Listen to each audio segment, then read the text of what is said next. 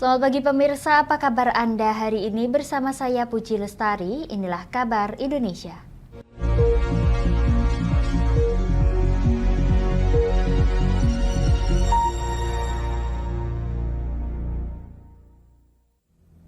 Pemirsa, Satuan Reserse Kriminal Polres Jember, Jawa Timur berhasil meringkus 5 orang tersangka penimbunan bahan bakar minyak atau BBM bersubsidi jenis solar dan pertalite.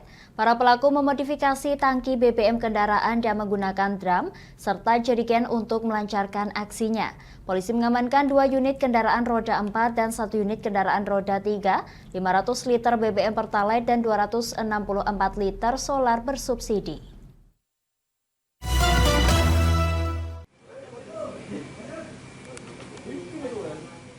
Puluhan jerigen dan drum, alat pompa air, serta kendaraan roda 3 dan roda 4 merupakan barang bukti tindak pidana penyalahgunaan bahan bakar minyak BBM bersubsidi yang berhasil dibongkar oleh jajaran Satreskrim Polres Jember.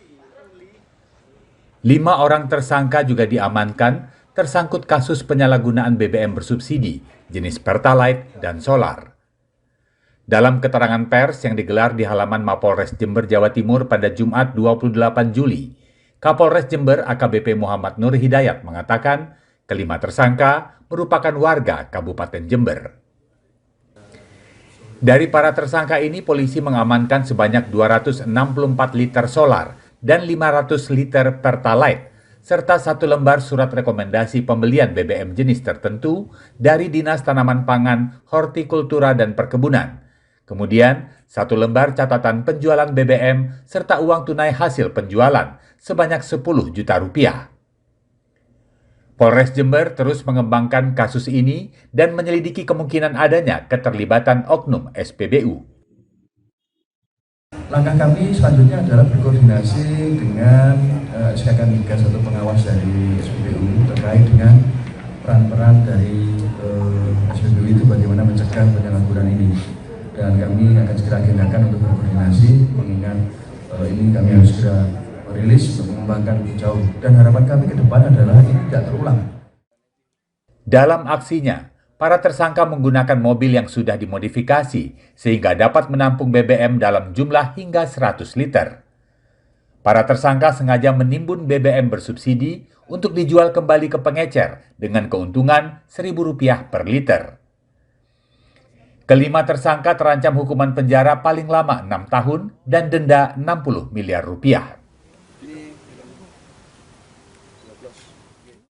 Pemirsa, Direktorat Tindak Pidana Siber Barreskrim Polri mengungkap kasus pendaftaran 191.000 IMEI International Mobile Equipment Identity ilegal yang membuat negara rugi sekitar Rp353 miliar. Barreskrim juga telah menetapkan 6 orang sebagai tersangka, 2 diantaranya ASN dari Direktorat Jenderal Bea Cukai dan Kementerian Perindustrian.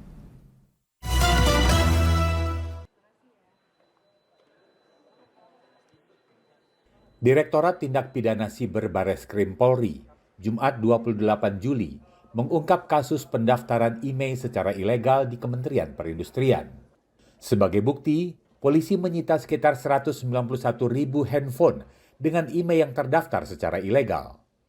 Akibatnya, negara diperkirakan mengalami kerugian hingga mencapai Rp353 miliar. Pelaku sebagai tersangka ditetapkan sebanyak 6 orang, terdiri dari 4 orang swasta dan 1 ASN dari Bea Cukai, serta 1 ASN lain dari Kementerian Perindustrian.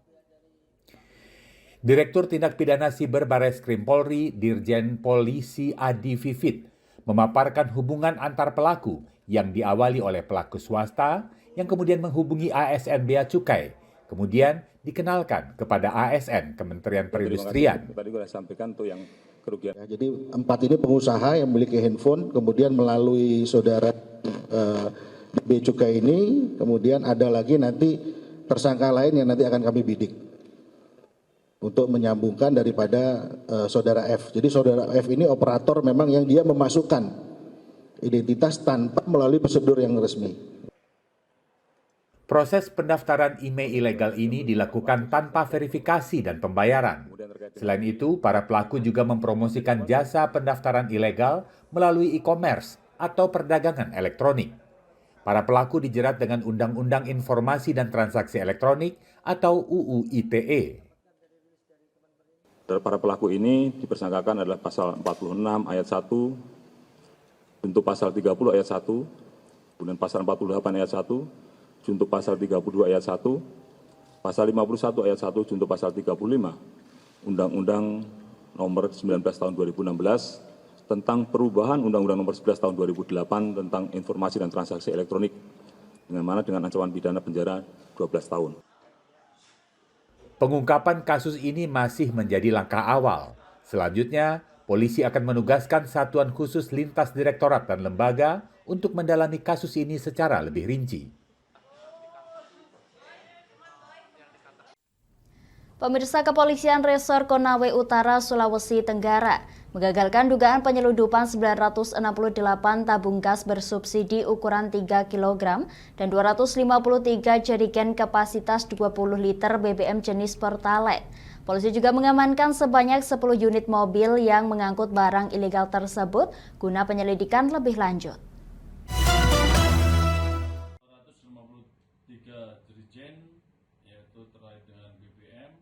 Satreskrim Polres Konawe Utara menggagalkan dugaan penyelundupan gas LPG bersubsidi ukuran 3 kg serta bahan bakar minyak atau BBM jenis Pertalite di Jalan Trans Sulawesi di Kabupaten Konawe Utara, Sulawesi Tenggara, Jumat dini hari 28 Juli.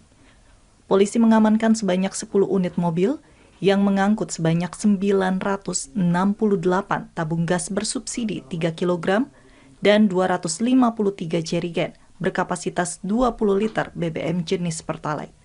Kapolres Konawe Utara AKBP Priya Utomo menyampaikan pengungkapan dugaan penyelundupan barang ilegal tersebut berdasarkan informasi dari masyarakat yang kerap melihat sejumlah kendaraan mencurigakan melintas pada waktu-waktu tertentu. Diduga kendaraan itu hendak keluar wilayah Sulawesi Tenggara melalui jalur Trans Sulawesi menuju Morowali, Sulawesi Tengah. 253 jerigen yaitu terkait dengan BBM dan 968 tabung gas LPG ukuran ataupun yang 3 kg.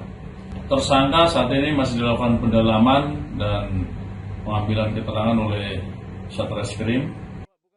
Saat ini polisi masih melakukan pengembangan dan penyelidikan lebih lanjut terhadap para pelaku atas dugaan tindak pidana penyelundupan tersebut. Kami akan jeda sejenak pemirsa, tetap bersama kami di Kabar Indonesia.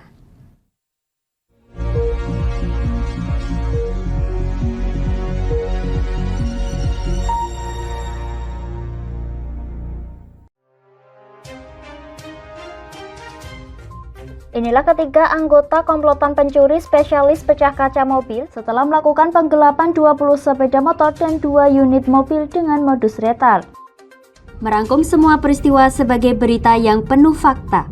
Bersama Puji Lestari, saksikan Jateng hari ini setiap Senin hingga Sabtu jam 4 sore hanya di Lingkar TV.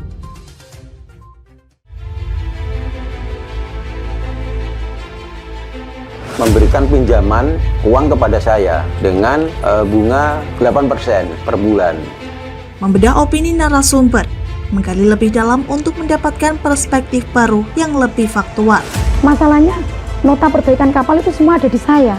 Kenapa Tomo bisa menunjukkan? Demi mendapatkan informasi yang solutif dan terpercaya dalam Bedah Opini. Setiap Rabu jam 11 siang hanya di Lingkar TV.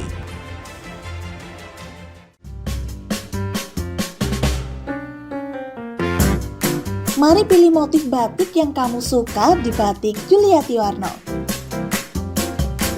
Memproduksi dan menjual batik tulis bakaran khas Pati dengan kualitas yang sangat istimewa.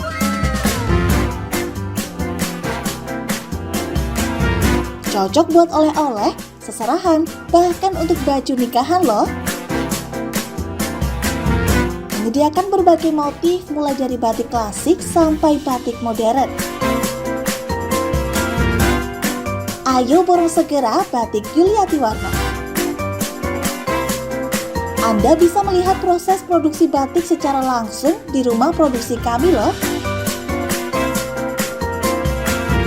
Alamatnya ada di Desa Langenharjo, RT 7 RW 3, Jalan Juwana Tayu, kilometer 3, Kecamatan Juwana, Kabupaten Pati, Jawa Tengah. Atau Anda bisa menghubungi nomor telepon kami di 081 326 693 300. Ayo datang dan pilih motifmu segera.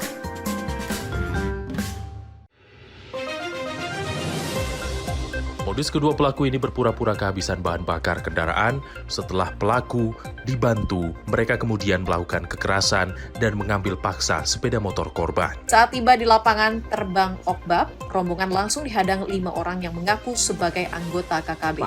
Yakni melakukan bujuk rayu kepada korban yang merupakan santriwati pada momen kegiatan belajar mengajar khusus. Menyajikan informasi-informasi hangat dan terpercaya bersama Kabar Indonesia setiap Senin hingga Sabtu jam 7 pagi hanya di Lingkar TV.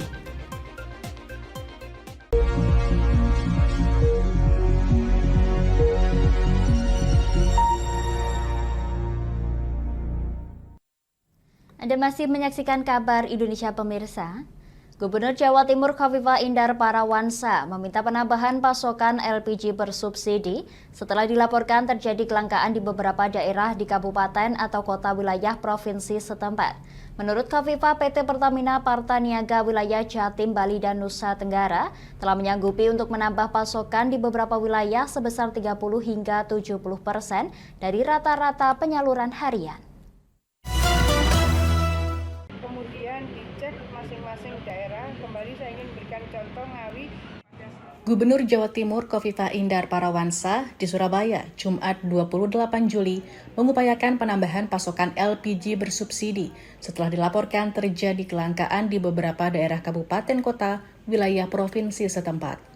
Diperoleh informasi permintaan LPG 3 kg seharga Rp16.000 per tabung itu belakangan meningkat karena sektor usaha mikro, kecil, dan menengah UMKM, utamanya pedagang makanan minuman hingga warung-warung mulai menggeliat. Saat ini, pemerintah provinsi, Pemprov Jatim melalui Dinas Energi dan Sumber Daya Mineral, ESDM, sedang berkoordinasi dengan PT Pertamina Patraniaga wilayah Jatim, Bali, dan Nusa Tenggara, Jatim Balinus, agar menambah pasokan LPG bersubsidi di tingkat pangkalan maupun agen. Jadi stok gas cukup, lah tabung ini kok tiba-tiba berkurang. Dari berbagai laporan yang ke saya, ada permintaan bertambah. Itu kalau permintaan bertambah itu tambahnya adalah karena UMKM, tentu kita bahagia. Ini barang ini tambahnya kemana, itu yang belum dilaporkan ke saya. Gubernur Khofifah memastikan PT Pertamina Patraniaga Jatim Balinus telah menyanggupi dalam beberapa hari ke depan akan berupaya menambah pasokan di beberapa wilayah sebesar 30 hingga 70% dari rata-rata penyaluran harian. Penambahan pasokan ini diyakini meredam kelangkaan asalkan masyarakat membeli sesuai dengan kebutuhan. Bupati dan Wali Kota di Jatim diminta untuk turut menyosialisasikan agar program-program subsidi dapat langsung disalurkan tepat sasaran.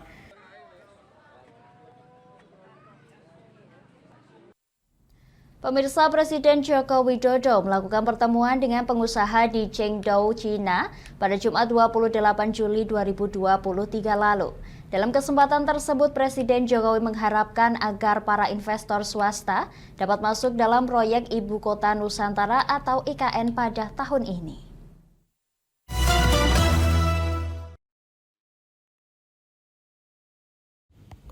Presiden Joko Widodo menggelar pertemuan dengan pengusaha asal Cina di Chengdu pada hari kedua kunjungan kerjanya ke Cina, Jumat 28 Juli. Dalam kesempatan itu, Presiden Jokowi berharap agar para investor Cina dari pihak swasta bisa mulai masuk pada pembangunan Ibu Kota Nusantara IKN tahun ini. Yang kedua, kerjasama untuk dan investasi di Ibu Kota Nusantara juga diberikan dorongan, dan presidensi menyampaikan beliau concern dan akan memberikan dorongan ke arah yang saya minta. Di luar itu juga tetap akan didorong semuanya. Khusus Indonesia, beliau menyampaikan khusus Indonesia. Presiden Jokowi juga menyampaikan bahwa Indonesia dan China telah berhasil menciptakan kemajuan yang nyata atas sejumlah kerjasama sejak penyelenggaraan G20 Bali tahun lalu.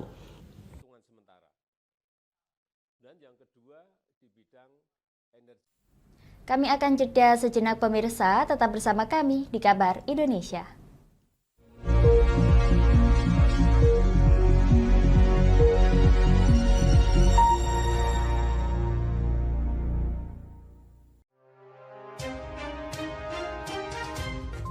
Inilah ketiga anggota komplotan pencuri spesialis pecah kaca mobil setelah melakukan penggelapan 20 sepeda motor dan 2 unit mobil dengan modus retard.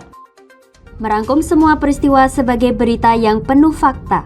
Bersama Puji Lestari, saksikan Jateng hari ini setiap Senin hingga Sabtu jam 4 sore hanya di Lingkar TV.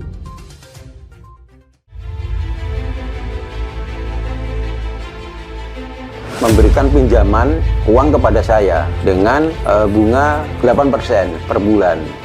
Membedah opini narasumber, menggali lebih dalam untuk mendapatkan perspektif baru yang lebih faktual.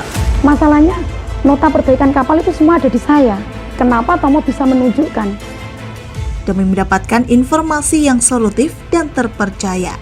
Dalam Bedah Opini, setiap Rabu jam 11 siang hanya di Lingkar TV.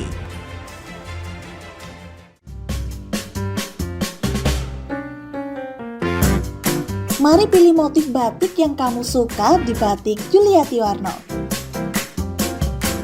Memproduksi dan menjual batik tulis bakaran khas Pati dengan kualitas yang sangat istimewa.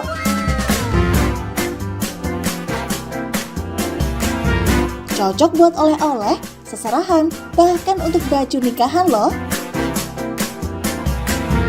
Menyediakan berbagai motif mulai dari batik klasik sampai batik modern. Ayo borong segera Batik Yuliati Warno. Anda bisa melihat proses produksi batik secara langsung di rumah produksi kami loh.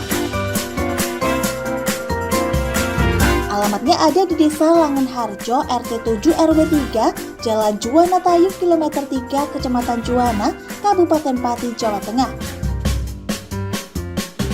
Atau Anda bisa menghubungi nomor telepon kami di 081 326 693 300.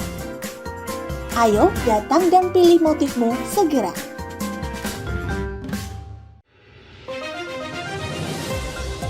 Modus kedua pelaku ini berpura-pura kehabisan bahan bakar kendaraan. Setelah pelaku dibantu, mereka kemudian melakukan kekerasan dan mengambil paksa sepeda motor korban. Saat tiba di lapangan terbang Okbab, rombongan langsung dihadang 5 orang yang mengaku sebagai anggota KKB. Yakni melakukan bujuk rayu kepada korban yang merupakan santriwati pada momen kegiatan belajar mengajar khusus.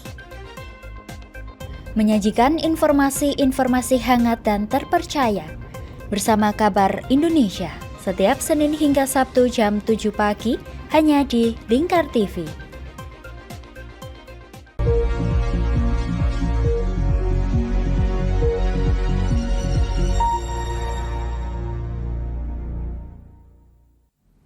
Anda masih menyaksikan Kabar Indonesia pemirsa. Kawasan Ma'had Al-Zaitun memiliki luas 324 hektar yang terdiri dari pendidikan anak usia dini hingga perguruan tinggi. Kali ini kami akan mengajak pemirsa untuk melihat bagaimana keseharian di kawasan Ma'had Al-Zaitun dan berikut liputannya untuk Anda.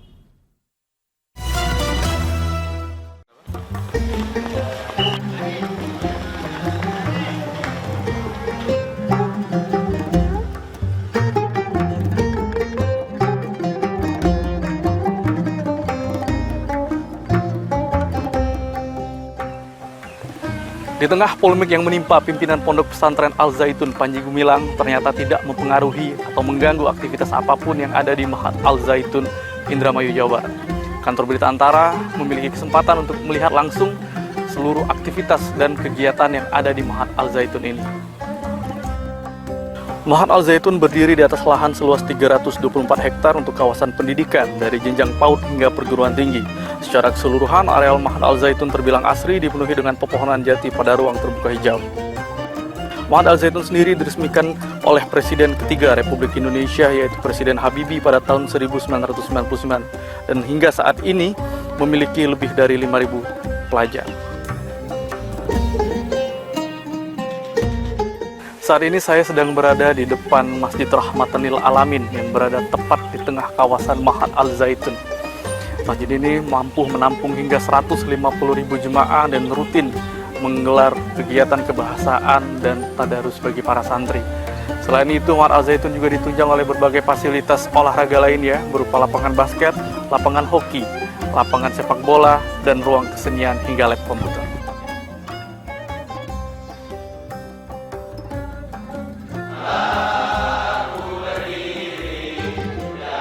Untuk aktivitas pelajar sendiri dilakukan mulai pukul 7 pagi yang diawali dengan penyanyian lagu Indonesia Raya 3 stansa, dilanjutkan dengan pembacaan doa.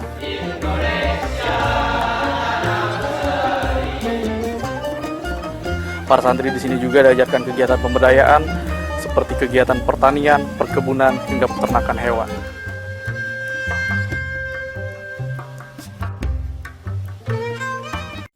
Pemirsa, bila Anda berkunjung ke Palu, Sulawesi Tengah, jangan lupa untuk mencicipi kudapan khas Kaili bernama Tabarodange yang bisa didapatkan di sepanjang pantai Talise.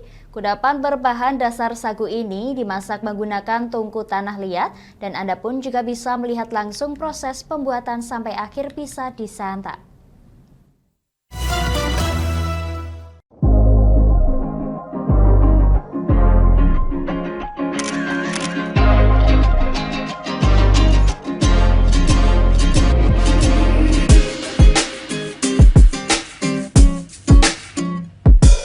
Mencicipi jajanan tradisional yang khas tentunya jadi agenda yang tak boleh dilewatkan saat bepergian. Di Palu, Sulawesi Tengah, ada kudapan khas bernama Tabarodange. Kudapan berbahan dasar sagu dan kelapa ini merupakan makanan ringan khas suku Kaili yang bisa ditemui di sepanjang pantai Talise, salah satu lokasi favorit untuk berburu kuliner. Pembuatan Tabarodange masih terbilang tradisional. Jajanan ini dimasak dengan tungku dan belanga yang terbuat dari tanah liat. Pugasannya bermacam-macam, disesuaikan dengan selera pembeli. Anda bisa memilih gula merah, ikan teri, bahkan kuah ikan. Sebagian besar pedagang Tabarodange berasal dari Desa Kola-Kola, Kabupaten Donggala, Sulawesi Tengah. Salah satunya Munira yang biasanya kedatangan banyak pembeli saat akhir pekan atau hari libur.